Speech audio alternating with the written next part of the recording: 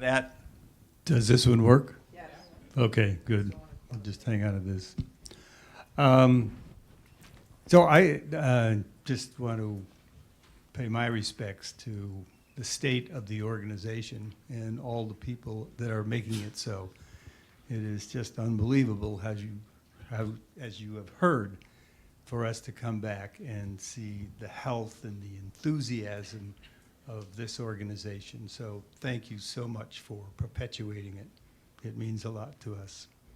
And by the way, it's a terrific vacation, you know, just to come and mix with everybody. So it's a lot of fun. We always had fun.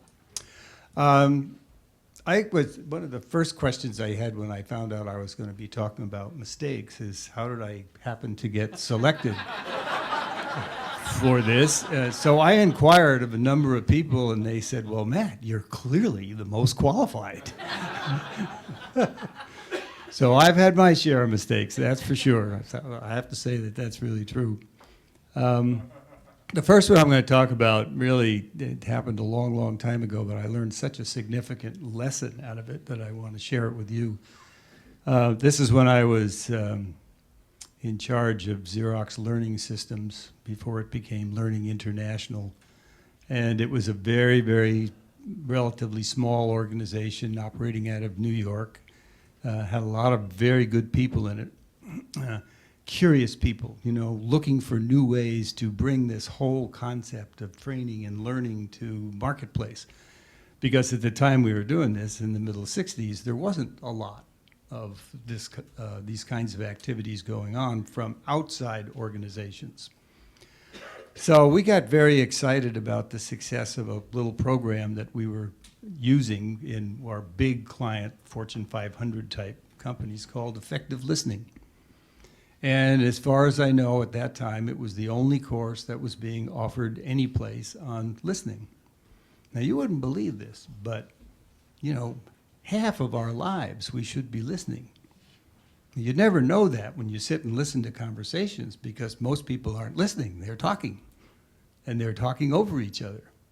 So there was some skill to be taught in this little program, and we were having a lot of success with it in organizations. And then one day, the guy who was in charge of marketing brought in this fellow who was a marketing expert.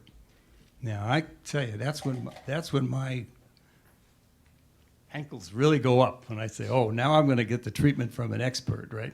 He doesn't know a darn thing about my business, but he's going to really help me.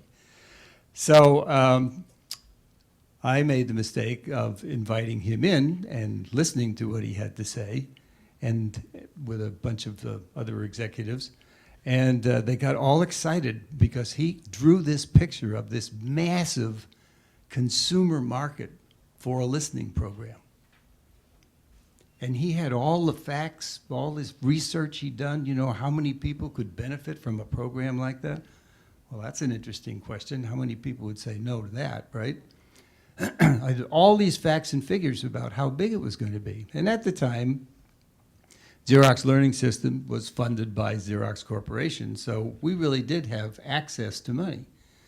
So he built this marketing plan for us, and we put a lot of money into it, and was all direct advertising.